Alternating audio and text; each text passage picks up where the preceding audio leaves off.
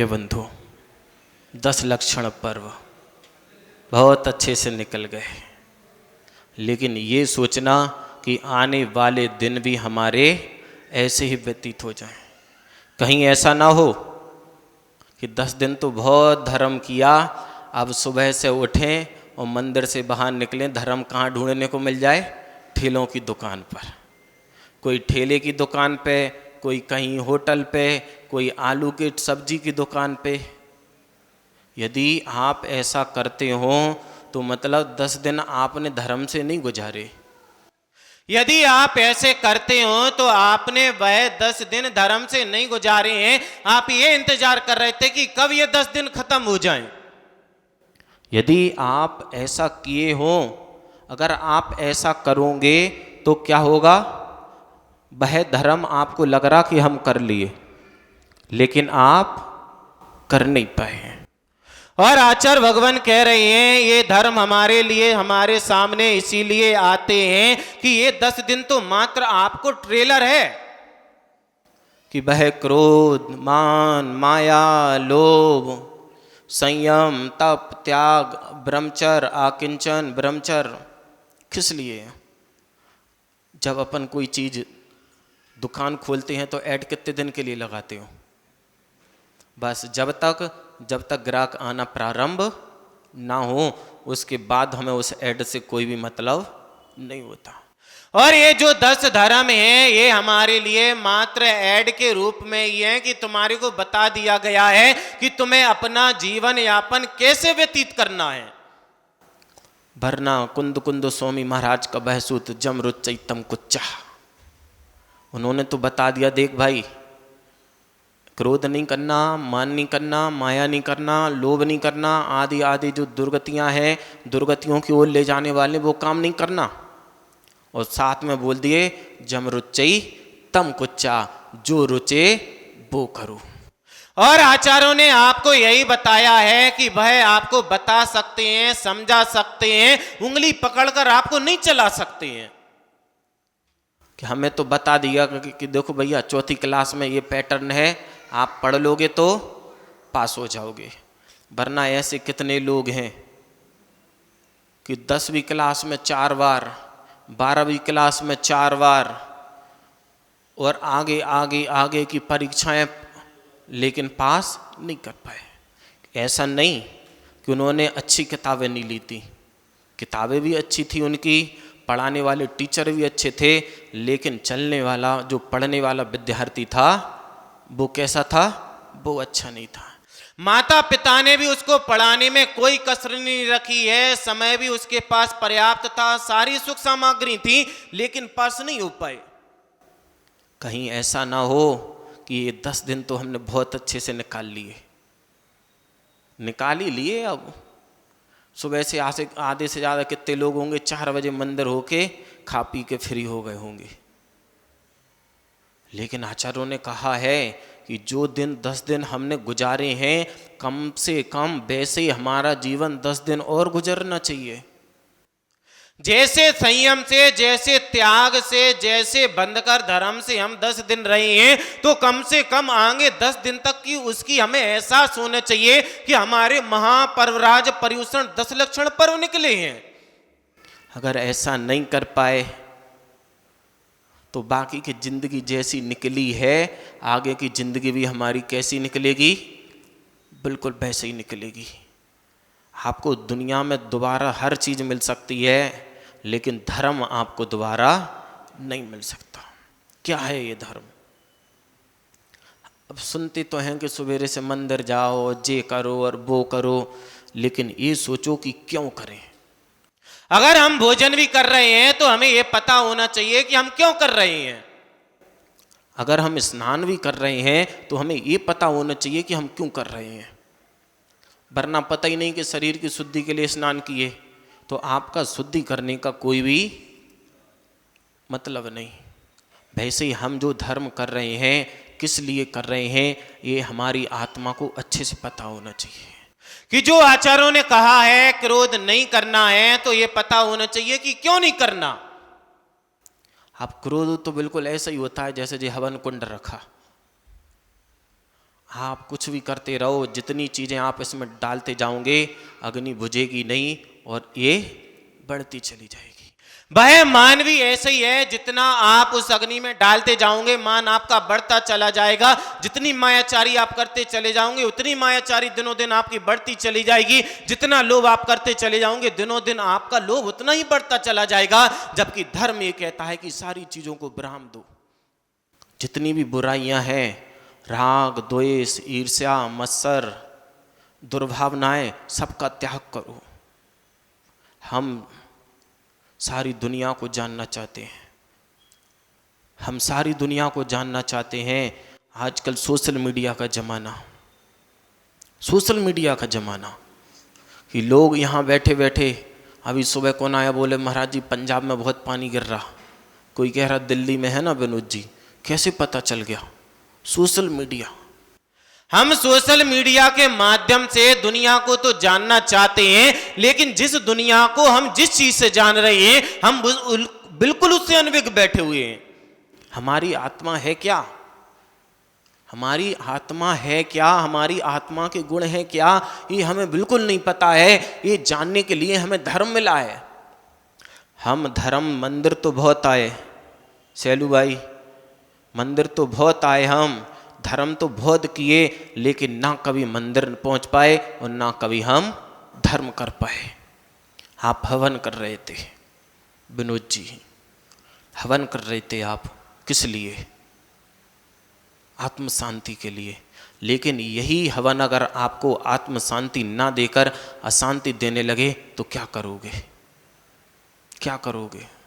कि हम जो धर्म के कार्य करते हैं, धर्म की क्रियाएं इसीलिए बनी हुई हैं कि ये अथाह संसार है, दुख से भरा हुआ है, और अगर हम थोड़ा भी अगर सुकून चाहते हैं तो हमें धर्म में जाना पड़ेगा। आप कितना भी भोजन कर लो, लेकिन एक समय बाद आपको पुनः भोजन करना पड़ेगा। उस भूख से अच्छी तो मृत्यु है संजय भाई, उस भूख से अच्छी तो मृत्यु है। किसी कवि ने 4 लाइनें लिखी हैं प्रदीप जी,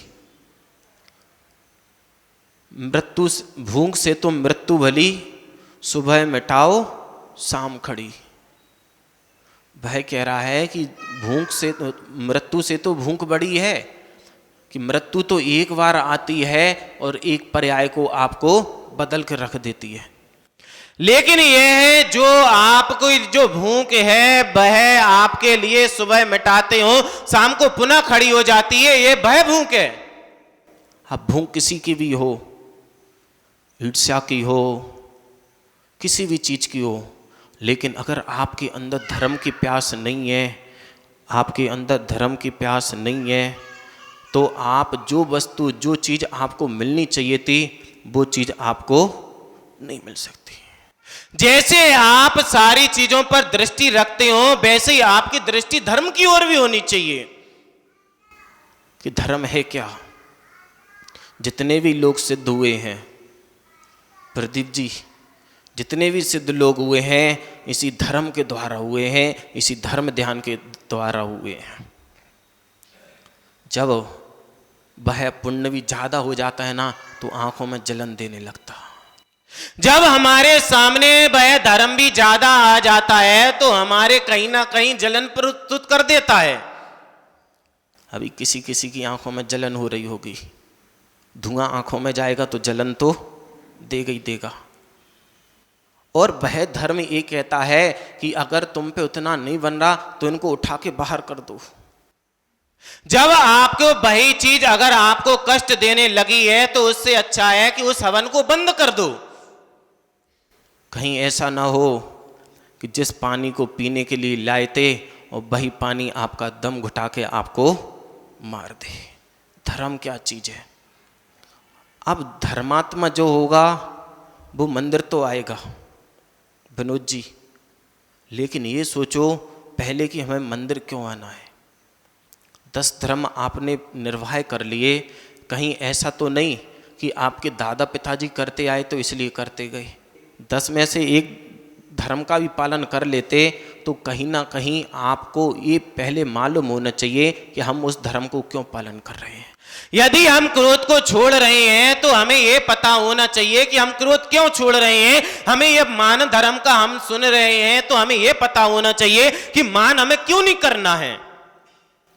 फिर ना आप महलों के महल खड़े करते रहो, महलों के महल करते रहो, लेकिन आपको यही नहीं पता है कि महल में जाकर अंदर वास करना है। आपको यही नहीं पता कि महलों के अंदर जाकर वास करना है। अब आप महल तो बहुत अच्छे अच्छे हैं सुधीर भाई, और बैठे कहाँ पे हो? घर के बाहर। तो वो महल आपके किस काम का? सोच कर देखो कि बहुत अच्छे बंगले बनवा लिए, बहुत अच्छे मकान बनवा लिए, बहुत अच्छे मंदिर बनवा लिए, लेकिन यदि आप घर के बाहर बैठे हो तो वह मकान, वह मंदिर आपको क्या देने वाला है? कुछ भी आपको देने वाला नहीं है। लेकिन यदि आपने एक छोटा सा मकान बनाया है, छोटा सा रहने का स्थान बनाया है, और आप उसमें सुकून से रह सकते हो, तब वह आपका मकान बनाना सार्थक है। वरना ऐसे कितने मकान हैं। उस पक्षी ने एक मकान बनाया ताकि हम सुकून से रह सकें, लोगों ने कई मकान बनाए ताकि हम सबसे कह सकें। तो आपके 100 मकान बनाने का क्या फायदा? सोच कर देखो कि जितनी भी मेहनत हम कर रहे हैं, जितना भी श्रम हम कर रहे हैं, सुबह से उठकर मंदिर आते हैं और 1-1 घंटे, 2-2 घंटे, 3-3 घंटे, 4-4 घंटे हम उस मंदिर में रहते हैं, लेकिन उसके बाद हमें अगर कुछ नहीं मिल रहा है तो भाई तुम्हारा श्रम का क्या फायदा हुआ? श्रम सारा निरर्थक गया। यदि सुबह अगर थोड़ा लेट भी उठते, लेकिन 5 मिनट के लिए भी मंदिर आ जाते, तो हो सकता था कि हम कुछ लेकर चले जाएं। ये 10 धर्म आपको यही बता रहे हैं कि हमारी जीवन में सबसे बुरी अगर कोई चीज है तो वह क्रोध। क्या है मां साहब? क्रोध। जब हमें क्रोध आता है तो हम ये भी नहीं विचार पाते हैं हम किससे क्या कह रहे हैं, वो क्या कह रहे हैं। जब हमें क्रोध आता है तो माँ हमें माँ नहीं दिखती है, पिता हमें पिता नहीं दिखता है, वह बड़ा भाई हमें बड़ा भाई नहीं दिखता है, गुरु क्या होते हैं हमें गुरु नहीं दिखता है, वह चाचा ताऊ क्या होते हैं हमें कुछ नहीं दिखता है। बस हम क्रोध में ऐसा लगता है कि सबसे बड़ा अगर कोई है तो मैं ही बड़ा हूं, इससे अलावा कोई भी कोई बड़ा नहीं है। कल क्या मनाओगे? कल क्या मनाओगे? क्षमावाणी। किस लिए? क्षमा भी 2 प्रकार की होती है। एक क्षमा होती है नाम वाली क्षमा। अब सब लोग कह रहे हैं विनोद जी, तो अब हम भी खड़े हो जा रहे हैं, उत्तम क्षमा, उत्तम क्षमा, उत्तम क्षमा। क्षमा और पाप 2 चीज़ें होती हैं। जो हमारे से अनजाने में गलतियां हो जाती हैं उसकी तो क्षमा होती है, लेकिन जो हम जान जान कर करते हैं, किसी को कष्ट देते हैं, किसी को पीड़ा देते हैं, किसी का दुख दिखाते हैं, तो उसकी क्षमा नहीं होती है। वह गलती नहीं कहलाती, वह पाप कहलाता है। गलती और पाप में बहुत जमीन आसमान का अंतर है कि आप जो करते हैं भाई, आप तो बस हाथ खड़े हो जाते हैं, ना आप गलती स्वीकार करते हो ना अपना पाप स्वीकार करते हो। क्रोध एक ऐसी चीज है जब स्टार्ट होता है तो हम कहाँ जाकर मिटते हैं हमें ये भी पता नहीं होता। अग्नि कितनी भी जल जाए, कितनी भी जल जाए, उसके संपर्क में जितनी भी चीज़ आती चली जाएगी वह उसको जलाता चला जाएगा। जब तक उस अग्नि को उठाकर हम बाहर नहीं करेंगे हमें सुकून नहीं मिल सकता। और जो कल क्षमा वाणी है, पहले आज से लेकर 24 घंटे अच्छे अपनी आत्मा को समझाना कि तुम इंसान हो कि शैतान हो, तुम्हें क्षमा मांगनी है कि तुम्हें गलती स्वीकार करनी है कि तुम्हें पाप स्वीकार करना है कि तुम्हें पाप पे पाप करना है, अपने आप को समझ लेना। वरना सारी जिंदगी निकल गई। लोग कल जैसी सुबह होगा और व्हाट्सअप स्टार्ट, उत्तम क्षमा, व्हाट्सअप स्टार्ट।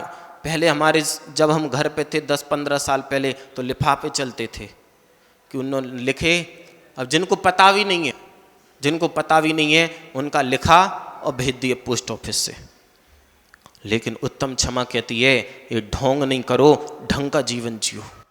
ढोंग करते करते तो सारी जिंदगी गुजर गई, हमें जो मिलना चाहिए था वो नहीं मिल पाया। लेकिन बची हुई जिंदगी अगर हम ढंग से जी लें तो आज भी हमें वह मिल सकता है जो हमने कभी नहीं पाया। कि आप जिससे क्षमा नहीं मांगनी उससे क्षमा बिल्कुल नहीं मांगना। जम्बू भाई, जिससे क्षमा नहीं मांगनी है उससे क्षमा नहीं मांगना, लेकिन क्षमा मांगने का ढोंग भी नहीं करना कि गए वो सवेरे से वही राम लाप, राम राम राम राम राम राम, वैसे क्षमा क्षमा क्षमा, बिल्कुल नहीं। क्षमा को प्रत्येक जीव का कर्तव्य है, प्रत्येक जीव का धर्म है कि हमें क्षमा मांगनी चाहिए। क्षमा मांगने से ये नहीं होता कि सामने वाला बड़ा है हम छोटे हैं। मान लो संजय ने अपने छोटे भाई से क्षमा मांग ली, तो उसका मतलब ये नहीं कि तुम छोटे हो गए। क्षमा का तो अर्थ ये होता है कि तुमसे ज़्यादा हम में दम है उस रिश्ते को निभाने की, उस धर्म को निभाने की।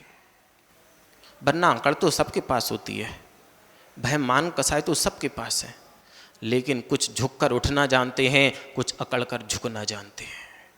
आगम गवाह है, भगवान महावीर स्वामी गवाह हैं कि जब जब लोग अकड़े हैं, जब जब लोग कसायों में गए हैं, वे नरक गति में ही गए हैं, और जितने भी लोग क्षमा धर्म को धारण करते चले गए, इतिहास गवाह है, वो धीरे धीरे उठते चले गए। और आज भगवान महावीर स्वामी के साथ वहां बैठे बैठे अपनी आत्मा के आनंद का अनुभूत कर रहे हैं। जय हो, जयवंत हो वह क्षमा धर्म। क्या है ये क्षमा धर्म? कि पहले ही दिन जब धर्म कराया, आप मंदिर आते हो पहले गेट के बाहर खड़े हो जाओ। सैलू भाई, मंदिर आते हो 2 मिनट के लिए पहले मंदिर के बाहर खड़े हो जाओ। अभी पैर चप्पल नहीं उतारना, अभी चप्पल नहीं उतारना, पहले 2 मिनट खड़े हो, पहले सब जीवों से क्षमा करो कि मैं क्षमा करता हूं और सारे जीव मुझे क्षमा करें। अब तुम अंदर आओ। जैसे ही तुम किसी से मिलते हो, कोई तुम्हारे समीप आता है, तुम किसी के समीप जाते हो, सबसे पहले यह भावना लाओ मैं सारे जीवों को क्षमा करता हूं, सारे जीव मुझे भी क्षमा करें। लेकिन ढोंग वाली नहीं, ढंग वाली, ढोंग वाली नहीं करना। बाबूलाल जी, ढोंग वाली करते करते बाल सफेद हो गए।